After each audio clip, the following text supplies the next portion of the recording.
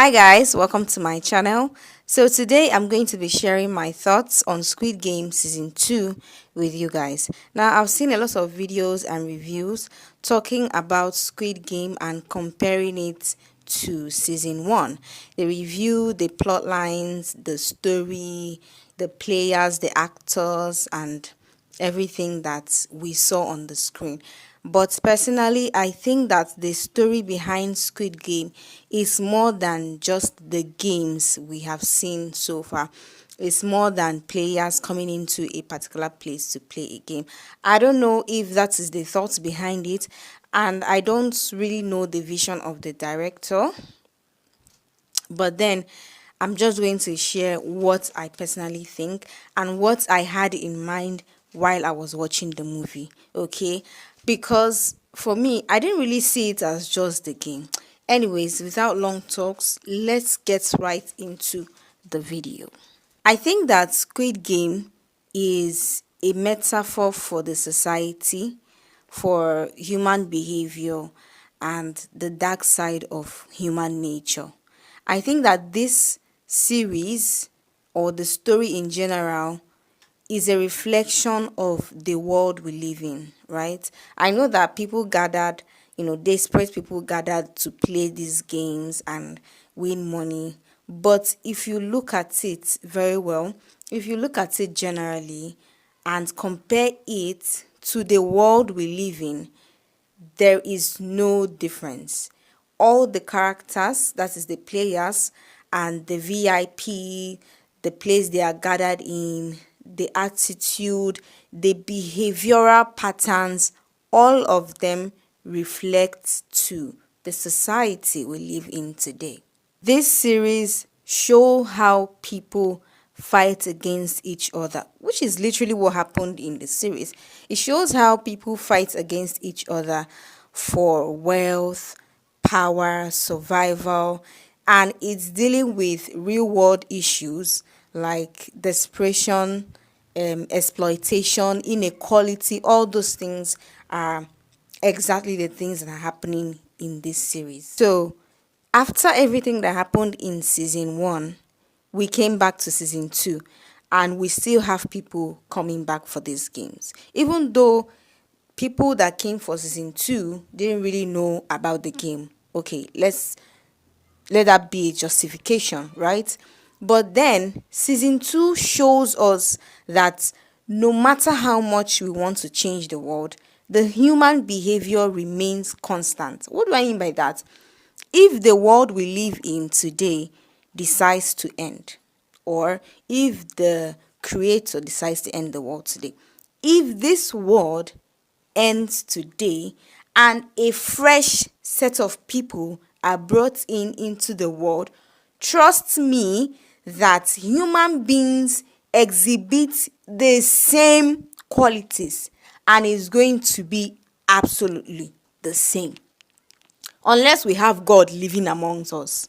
I'm telling you, if you end this world, remove every single person from this world and bring in fresh set of people, the human behavior remains constant because they are humans. So we're going to have exactly the same type of people. For example, you see that shaman woman in this season 2. I think that she's a reflection of the other godly man from season 1. That shaman woman that is always muttering things, praying, is a reflection or a parallel of the other guy from season 1 that used to pray and mutter things. So we are going to have the same people exhibiting the same kind of behaviors. I don't know if you're getting my point. So that is what season 2 is trying to show us, that human behavior is constant. We share the same type of characteristics. We're always going to have greedy people. We're always going to have selfish people. We're always going to have the same type of people, no matter the world we live in. Now, Gihon, that is player 456, returns to the show and returns to the series, and his return or his survival is just an example of people that have experienced things before us. Now he returns and he's trying to change the system, he's trying to warn people, but they're not listening. It happens exactly the way it happens in our society today. There are people that have seen things before us, they know how these things go. But no matter how many times they tell us, we're not going to listen to them. That is how the world works. So he returns to the series, he enters this game, and he's trying to warn these people. But it's like his advice fell on deaf ears. And you will see that at a point, he just pushed back and he's just watching the game. And I understand it because, the game changed and he couldn't really do much on advising them on how to play the game and stuff like that. But they didn't listen. Initially, they didn't listen. And even when that green lights, red lights, when they were playing it, he had told them, he had to some extent stopped them from moving. But at some point, everybody freaked out, and even though he was shouting, stay still, people were still running. So people don't really hear the truth until it affects them directly. So when he had told them the truth initially, that, oh, see how this game is going to be, this is a deadly game, they were calling him a drunk person, they were saying he's talking rubbish, until they saw it with their crocodile eyes. Do you understand? Let us talk about the players in season 2. Now, if you check very well, season 1 and season 2, you're going to see similarities between the characters from both seasons. I'm not sure how to start comparing them one after the other, but if you check the main characters of season 2 and compare them to the ones in season 1, you're going to see similarities in the roles that they play. And the players in season 1 could be parallel to the players from season 1. Yeah, the players from season 2 could be parallel from the players from season 1. I don't know if you're getting my point. So they have different faces, but they have the same role. They play the same role. And it's almost as if, oh, I can compare this person to this person. I don't know if you're getting my point. Let's say, for example, that Ali guy. I'm not sure who exactly to compare him with, but I'm saying this other marine guy, the young marine guy that was told to go and get armor, and he had sort of a panic attack and he stayed back. Yeah, their characters kind of look alike a little, not facially, I mean the roles they play. But then the difference could be the way they choose to take on their problems, right? So by similarities, I also mean we have cliques here and there. In season 1, once they started the game, they formed a team automatically. In real life, if you gather people, if you gather like a large number of people in one place, okay, let me go down to a classroom, say a classroom. In a classroom, there is always a group. Oh, these are the groups of quiet people, groups of loud people, groups of noisemakers, groups of intelligent people. Do you get what I mean?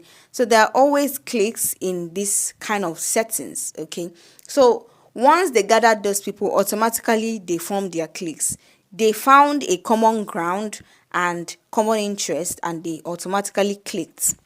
That is how it happened. So in this Squid Game, we have a group of the manipulators. We have the kind-hearted people that found each other, and they sympathize with each other, and they are now in the same group. You know the people I'm talking about. I'm talking about player. What's that's his name?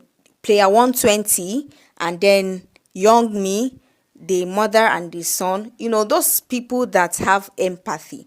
They are all in the same clique. Now we have another clique. We have Thanos and his friends. Then we have other cliques, the manipulators, those people that they are ready to betray you now. And then we have the fearless people. So we have these groups of people in real life. When you gather everybody in the world, we cannot think the same. We cannot have the same goal. People that have the same interest will always find each other and form a group. So that is the similarity I mean between season 1 and season 2. And then when they started the game in season 2, the questions they asked initially were almost the same thing these other people asked. So that's why I said initially that even if you change this word, carry these people and carry all of us and flush us out of the world, bring in new people, it's still going to be the same pattern of behavior. I don't know if you're getting my point. So that's why I keep saying that Squid Game to me reflects the real world and what happens. It's just like you're bringing in everybody in the world together. Now, another thing is in this Squid Game, as you have brought everybody together, there are also crazy people. From season 1, we also had a crazy lady, and in season 2, we also had a crazy lady. Okay, and the same kind of occurrences keep coming up because they are human beings. So it's always going to go almost the same way. Do you get me? Even if we have somebody now that has experienced the past and come, you know, to us to stay within us to advise us, tell us what to do, we're still not going to. These people are still going to exhibit the same type of character the ones from season 1 exhibited. So as we go on, this game remains cruel, remains wicked, remains manipulative because we have these people that they call the VIPs that are just on the side watching these people fight for survival. And it's for their own amusement. They love it. They're watching these people that don't have power and are driven by greed and pursuits for wealth and all those things. They are amused by it. They love it. And that happens also because that aspect of the show also reflects the higher ups in the society that do not give a shit about what is happening to the other people. So, after all said and done, is there hope or are we going to keep playing the game? Now, if you compare this to the real life, it's as if we're the players. We living in the world are the players. So, is there hope that there is actually going to be change or we keep playing this game of survival? Because literally it's survival of the fittest. And from how the game has been going, those soft-hearted people, the good ones, they don't really survive throughout the game. And it shows you that probably in real life being good is not enough. So player 456 is like he's caught in the system, and the way everything is so tight is as if his attempts are futile. So we don't really know if we have hope for change or not. And then his struggles throughout season 1 and season 2 especially is like the external human desire for justice. Okay, so all of us, we know what is good and bad. We know that this and this deserve justice, right? So by default we have this desire to serve justice. I don't know if you're getting my point, but then the way the system is built, if you are in a position where justice, if it is served to the other person, is detrimental to you, what are you going to do? Are you going to allow this person to get justice to your own detriment, or are you going to cancel out justice in order to stand? Okay, so here are my final thoughts on season 2. I think that this series is like a challenge, is a mirror. First of all, is a mirror of the world we live in, and it challenges us to reflect on the system that we live in and the roles that we play, and whether we can still get this change we are advocating for, or maybe not. So if you've seen season 1 but you've not seen season 2, I think that you'll be captivated by season 2. Yes, because I'm seeing that some people are saying, oh, season 2, why is not worth it. I heard that the director of this series was motivated by money. That's how they put it. Motivated by money to do season 2. But then I absolutely think that season 2 was very much needed. Why? Because of that, will I say, that's reoccurring, um is it system, that's reoccurrence of what happened in the past, to show you and to emphasize on the fact that history could repeat itself. Even if we have somebody that has a past experience coming to preach to us, even in real life, you get, even in real life, people preaching to people, telling them to change, it doesn't mean that people are going to change. If you preach from now till tomorrow, everybody in the world cannot change. It's not possible. If you tell people, oh, it's not good to wear trousers, women should stop wearing trousers, it's not every woman in this world. Evil will continue to be in this world until the world will end. Do you get me? So that season 2 was very much needed to show you that even if you wipe all those first people away, the second people will still do exactly the same thing. So if you love season 1, you will definitely love season 2 if you think the way I do. Well, that is the end of this video. Make sure to leave a comment of what you think about the series. Have you watched the series? If you've not watched it, I think you should see it before season 3 comes out, probably in June of this year. I'm not sure, but I've been seeing that it will come out in June of 2025. So let us wait and see. Now for the characters, I think that would be a separate video, like to talk about, to do a recap, talk about the characters, probably my favorite characters, and prediction of who is going to die in season 3, who is going to die and who is going to stand.